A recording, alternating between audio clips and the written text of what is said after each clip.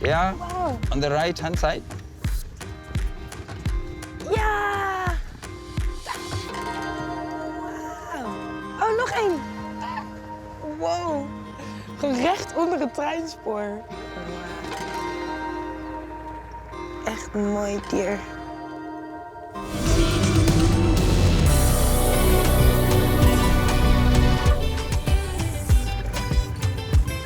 Nairobi National Park is not a very big park.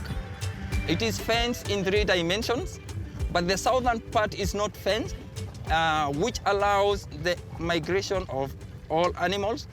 They migrate during the rainy season toward the Kapiti Plains, and they migrate back to the park during the dry season, because in the park we have water during the dry season. Yeah. So once we are going down here, you will see a lot of building surrounding the park. So that's why they fence towards where there is more human activities. Yeah, so they cannot enter the center. Yeah, so to avoid human and wildlife conflict. Het park ligt flink onder druk. Door de snel groeiende bouw in de stad Nairobi komen de stad en de natuur steeds dichter bij elkaar te liggen. Zo werd er in 2017 ook al een treinspoor aangelegd, dwars door het leefgebied van de wilde dieren. Ja, het bizarre bij dit park is, je bent gewoon 10 kilometer vanaf het centrum van Nairobi. Nou ja, je hebt gezien hoe druk en chaotisch het daar is. Je ziet ook gewoon hier deze hele skyline. Dus het is gewoon een heel raar zicht. Gewoon echt stad en natuur zo naast elkaar.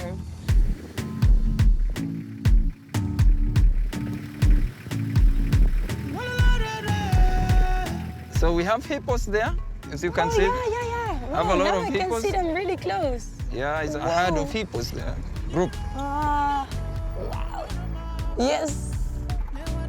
Yeah, now we see really the face. Yeah, we have a lot of them. Look at over there. There are so many hippos there. Ja, hij kwam even naar boven gepiept. Ja, nu weer. Oeh.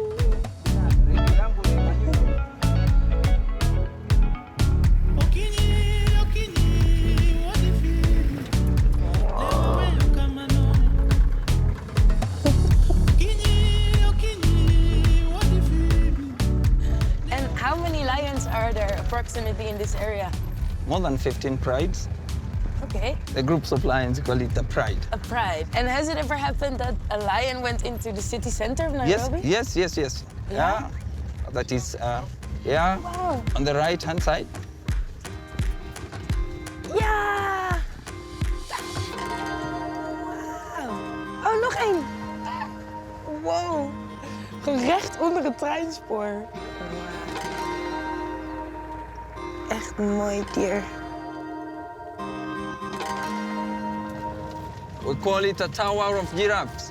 A tower of giraffes. Yeah, when they are many, we call them a tower of giraffes. Wow, look at this beauty.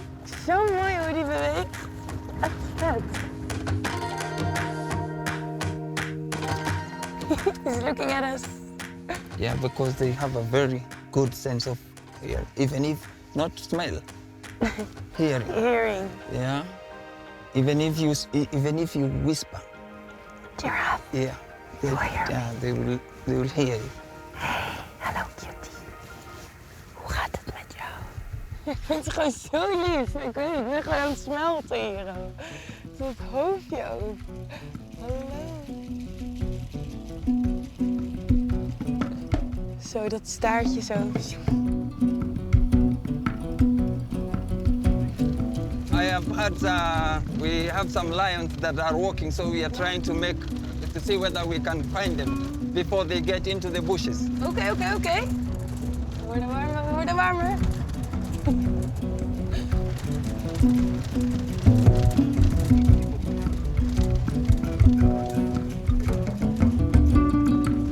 Mooi. Everybody's here. Ja, blijkbaar is er dus een hele grote leeuw hier in de buurt, vlakbij.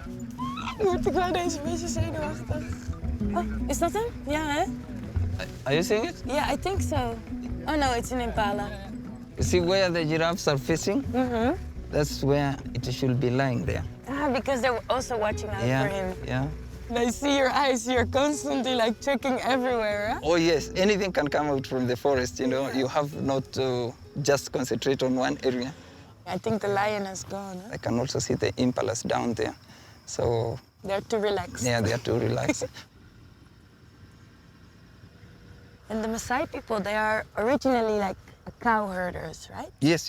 They are pastoralists, you know. Yeah. Yeah, so... So I've heard that there's also a lot of conflict between these communities and these animals. Yes, we do have a lot of conflict. And is that also your experience? Have you? Of course, yes. That's normal. Yeah? Yeah, it is very common for the lions to come and attack. Sometimes a leopard can get into the boma or inside the herd and kill like 20 or 15 to 20 goats. Yeah, and that is at what one you're night. depending on. And that's what you're depending on. Yeah, and their territory is also getting smaller. Yeah, the population is growing rampantly, you know. Yeah. Big. So that is why you see, like here you can see on the other side, that is on the other side of the river. The houses are coming closer to the park, you see. That's also affecting the wildlife.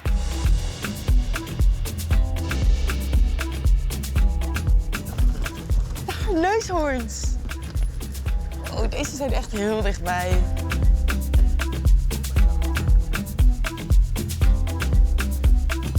See the young one? Yeah, they have a baby.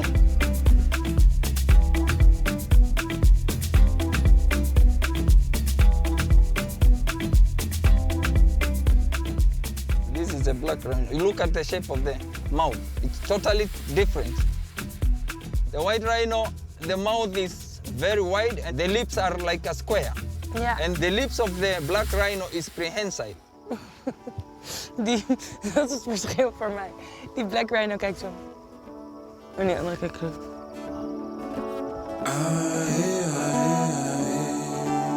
Ndugu yangu we, usiwe na shaka, mimi niko kitakachotokea, nitakusaidia.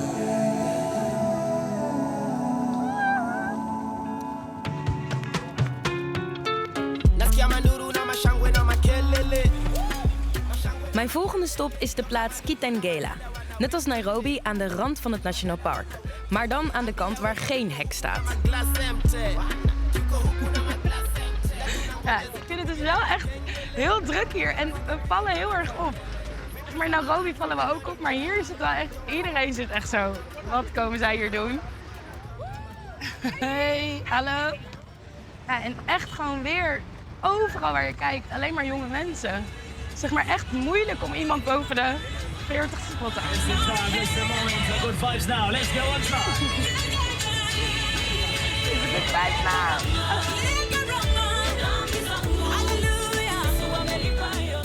Ik heb afgesproken met Richard. Hij woont al zijn hele leven op een boerderij aan de rand van het Nairobi National Park. Dus hij weet alles over de ingewikkelde verhouding tussen mens en dier. Al op 12-jarige leeftijd bedacht Richard een slim lichtsysteem om te voorkomen dat het vee van zijn ouders werd aangevallen door leeuwen uit het park. En dat maakte deze Lion Boy de jongste patenthouder van Afrika. So we're at my home. This is where Lion Life started. This is where I was born. And we're just south of Nairobi National Park. We are about 100 meters from the national park. You see the green belt over there? That is the river. And it's the boundary between the community lands and the national park. Okay. There's no fence. It's just a river. Yeah. So there's like all kind of animals walking around. There's all kinds of animals walking around. We see lions usually in the evening. But at the moment we have wild beasts, zebras, buffaloes. Impalas, yeah. What a crazy place to grow up. It's really amazing. I mean, you see all these animals here, then you see the city in the far end. So we're Masai, and we keep cows as a way of life. The Masai people depend on the cows for food. We sell them to the market to get money to send the children to school. So the Masai primarily depend on livestock for everything. So the people stay on this side, and then the animals are on this side. So we're just gonna go under here. Yeah, we can enter. Okay. So, but you have to go really, really low. Yeah. So, yeah, all the way. Oh yeah, I will follow you. Yeah. So this is the cow shed, yeah. So this is. I smell it. You can smell it, yeah. And I mean, you can see there's no fence. This is what is supposed to keep the lions away. So this is already part of the lion light. So this is the first generation of lion lights, one of the first generation of lion lights. Yeah. So lion lights is very, very simple. It's just basically lights that flash around. And to lions, it looks like someone is walking, but in reality, there's no one. Whoa, yeah, it's really simple It's very idea, simple. but really smart. But very smart. Yeah. Lion lights came about because when I grew up in this boma, we had a lot of attacks. In a week, we had about 3 attacks. Whoa. Yeah, and lions would just jump in. They would kill cows literally inside here.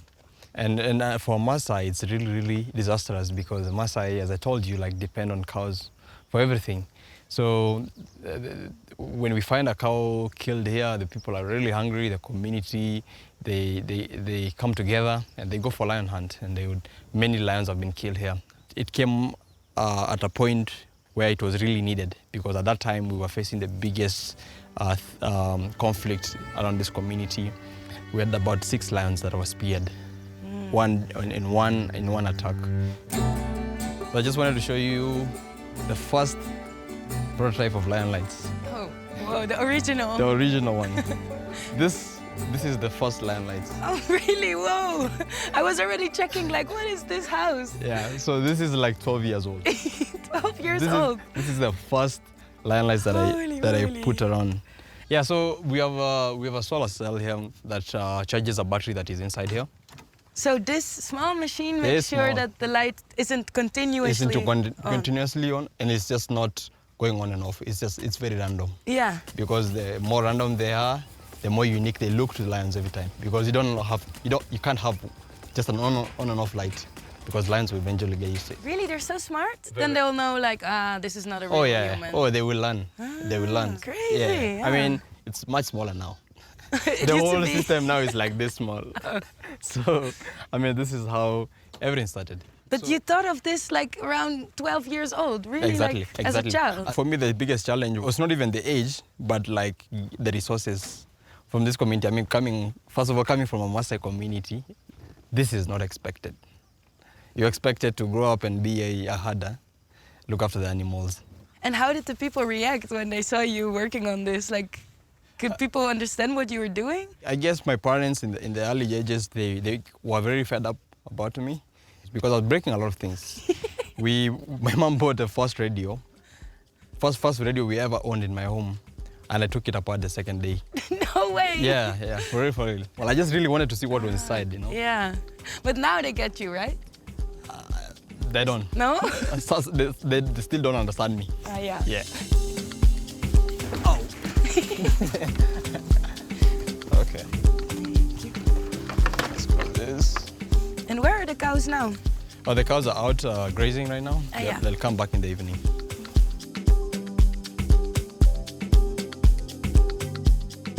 Okay, so you built the first prototype for your own family. Yeah. And then after, how did it evolve? When I built the first lion lights and it worked for us, we are actually the boma that is the closest to the park. And during that time, there was a recording of data that was going around in this community, trying to figure out how to stop the conflict. So he noticed something about our home, that we had no attacks for a whole year. Yeah. And he came himself and he found my parents, and my parents told him that we have these lights that Richard built. Richard is in school now, he's in that small school over there. We'll wait for him in the evening to come. So I was coming from school and I met these people and they were like, oh, we're here to study, to learn about your lights. And I was like, what's so special about them? I mean... Yeah, because for you it was just a way to solve the problem of your family. I was only doing lion lights to protect my father's cows. The cows are protected. Now I was back to my things. Yeah. So I moved on to another problem. But then it took about like a month, and the whole story of lion lights just blew up because people really wanted it. And the communities here had already seen it. By the time the scientists had discovered me here, I'd already done a few homesteads. I'd done 17 homesteads, all the homes around here. Wow, 17, it's a lot. Yeah.